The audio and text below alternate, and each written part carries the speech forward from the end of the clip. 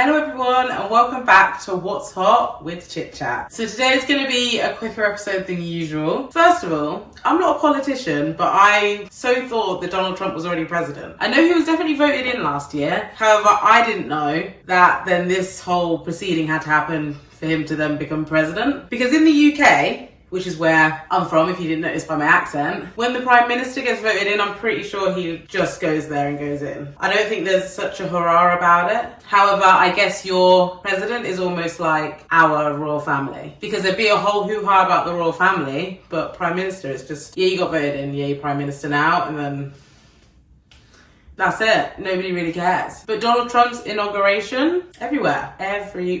So let's start with the TikTok ban. TikTok was banned last week on Friday, I think it was. Friday last week, and on Saturday morning, the ban came up that they couldn't use TikTok. And less than 24 hours later, it was back. The Americans were back, and we thought we were free. I'm only joking, but the Americans were back, and Donald Trump had brought it back, and that was when his inauguration was. So thoughts are why it came back was because Donald Trump wanted TikTok so that people would watch his inauguration. Because let's be honest, one of the reasons Donald Trump did so well in getting elected was because of TikTok. When he got almost assassinated, like this close, that whole many men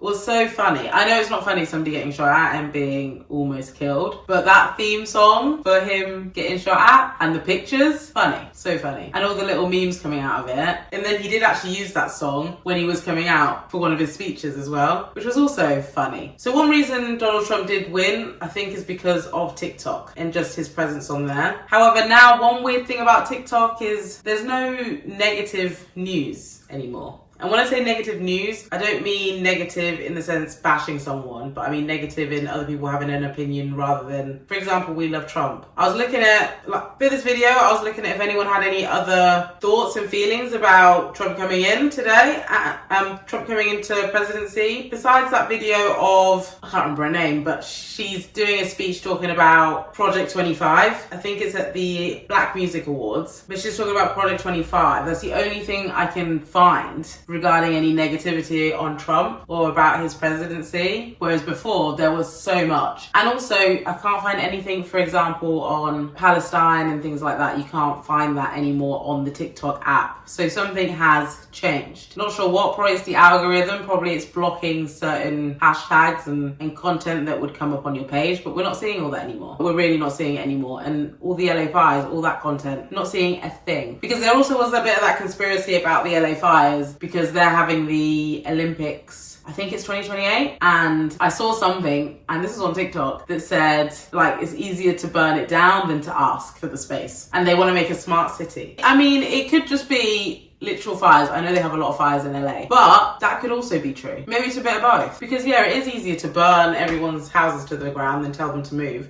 Because people aren't going to move, right? Some people have been there for years and years and years and years. People have been in the same home since they were kids, since they were young adults. They've been married in the same home. They're not going anywhere. So you know what? If you just set the whole place alight, they need to evacuate anyway. The house is gone. They've got a clean slate and they can give all those people a bit of money to go somewhere else. Conspiracy, but could also be true. Because there is no content anymore on TikTok about LA fires, Palestine, Gaza, or any negativity about Trump coming into presidency. Nothing. I can't find it. Unless I didn't look hard enough. But I couldn't find it. I found the odd post, but not like it was before. I'm going to start by saying, I think all the presidents are meant to be at the inauguration for the next president. I didn't know this, but Obama was there, but Michelle Obama wasn't. I'm assuming she's against the presidency and what Donald Trump stands for, but she was not there for his inauguration, but Obama did show up. Trump's kids were all there, so you had Ivana Trump and you had his son. His son's so old now as well, it's very weird. He's still got a baby kind of face, but he's just super tall. He literally looks like Donald Trump when he was little, so I assume he's going to look like Donald Trump when he's older. I mean, isn't that something to look forward to? Melania Trump as well was looking actually very nice and very on point with what she was wearing. It looked very sophisticated and she looked more like a independent woman. She didn't look like so much she was under the like grip of Donald Trump. During his first presidency, she looked very like submissive, like she would do anything that he would say. But now she looks like she's coming more into herself. So she's looking like she's standing on business. I always felt a bit sorry for her before when he was in his presidency. She looked like she really just didn't want to be there. But now she's gone through it once. She looks like, okay, I'm just doing it again. But she's set her rules and what she needs in place for him to be president again. So she was wearing all black, and I love black, but she's wearing an all black outfit and a hat. You could barely actually see her face in the hat. But it was giving slightly Princess Diana when she had, I can't remember where it was, but she was signing her signature with Prince Charles years ago when they were young. And she had a hat on. And nobody was really taking pictures. As soon as she raised her head up and you could see her face, all the pictures went shh. That's what it was reminding me of. But obviously, she's not Princess Diana. She's Melania Trump. So she wasn't quite getting that type of press like Princess Diana, but her outfit was giving that. It was reminding me of Princess Diana. So we'll see what Trump's presidency brings. He looks like he's going in there with no questions asked, with a bang. He's going in there like he's been there before. And now this time he knows exactly what he wants and he knows exactly how it's going to be. He's basically had the training to now do it properly this time, how he wants it to be done. And now I feel like America is definitely a place where you want to go if you are a millionaire or a billionaire. It doesn't look like it's going to be in favor of the working class or anyone who's in the 99%. Anyone who is in the 1%, probably also maybe the 3%, are going to benefit from the society Donald Trump is bringing. But everyone else, I really don't think so. It was really weird. I've never watched an inauguration before, but this one was very obvious. Obviously, we had Elon Musk there who did his salute, which was a Roman salute apparently, but is it? It kind of just looked like an artsy salute, but hidden by saying it's a strong wave or something like that. But Elon Musk was there. They had the guy who owns Google. They had Mark Zuckerberg there, obviously his Facebook. I've never known them to be present for a president being essentially initiated into parliament. I've never seen anything there. And there were so many different businessmen. It wasn't just them three. There were loads of billionaires there. There were politicians there, obviously. It very much looked like them all being there, rubbing their hands together. Can't wait for this. That's what it was giving.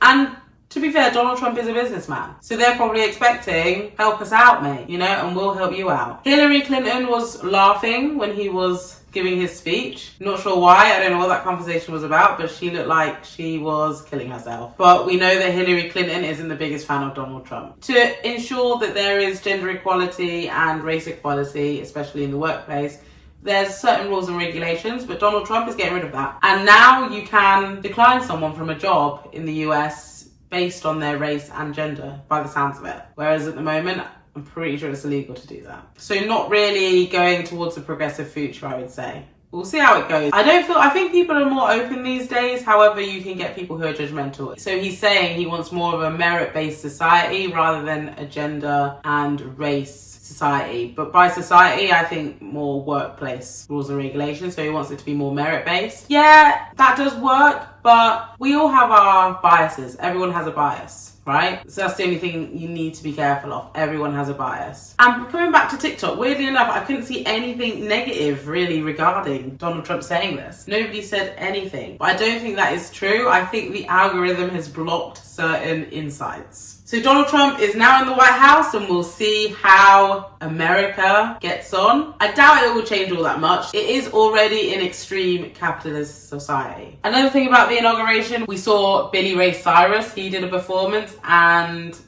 it was awful. He wasn't really giving us vocals at all, more just talking into the mic. His ex-wife now, I didn't realise that he'd been divorced. Fire Rose, who he divorced last year, he's been dating her. They were married, I think, for 3 years. They met on the set of Hannah Montana, which I thought was a little bit weird because he was obviously still with Miley Cyrus's mum, Trisha Cyrus, who's now married to Dominic Purcell, who was in Prison Break. But anyway, he met her on the set of Hannah Montana. I assume maybe they were friends and then they became lovers and then they got married. But she spoke out, they're divorced now, and she's saying that what you see on the stage is what they were actually dealing with in private, and it's coming to light on all the problems that they had. which is a shame. I don't really know what's wrong with him. I don't know, maybe it's alcohol, maybe it's drugs, not sure. But I know his relationship as well with his kids has been really broken. I think there were sides taken when Trish got married to Dominic. Rae Cyrus and her brother didn't show up to Trish's wedding, but Miley was there, and her other sister was there, and her brother was there. But Noah didn't show up. They were on the dad's side with things. And there was that rumour that Noah had dated Dominic, but that has been squished. They have come out and said that that did not happen, and that is false news. Thank goodness. However, Rae Cyrus wrote an Instagram post about his dad. I will put it into this video so you can read it. Please pause and take a look. So he's basically saying there that, you know, his dad needs help. Basically saying that the whole family is devastated, including Noah. He specifically mentioned her. So I hope they manage to fix all the problems that they're going through, or they can, you know, get some type of closure. Hello, just popping in. I look a mess, so ignore me. Rae Cyrus is now taking legal action against his own son, Rae Cyrus. Rae Cyrus put this post out. I'll post now. So things aren't looking good in the family. And we'll have to see what else unfolds. Lastly, I just want to talk about Oprah Winfrey. Oprah Winfrey has come out and admitted to using Ozempic. She did an interview where she spoke about how she'd been, you know, on Slimming World for years. She just always thought that, you know, slimmer people had more willpower, when actually their brain chemistry was different because they didn't have an eating addiction. So when they were full, they would stop, and when they were hungry, they would eat. Whereas with her, she would eat when she was hungry and when she wasn't hungry. Same. And her taking Ozempic has changed her whole thought process on that, and she feels amazing. I think she's the smallest she's ever been. And it's nice to see someone being honest and open about their journey with weight loss. It's very hard to find a celebrity who will openly say their struggles with weight loss. It's always like they've done it and they succeeded and it was easy. But Oprah is being open and honest and saying that it's not been easy. She's not been able to do it, and now she's had to, you know, turn to weight loss drugs to get the results she wanted. So if you're someone struggling, go and see and check out Oprah. If you enjoyed this video, please comment below and also like this video, and please subscribe. And that's it on What's Hot with Chit Chat. Bye!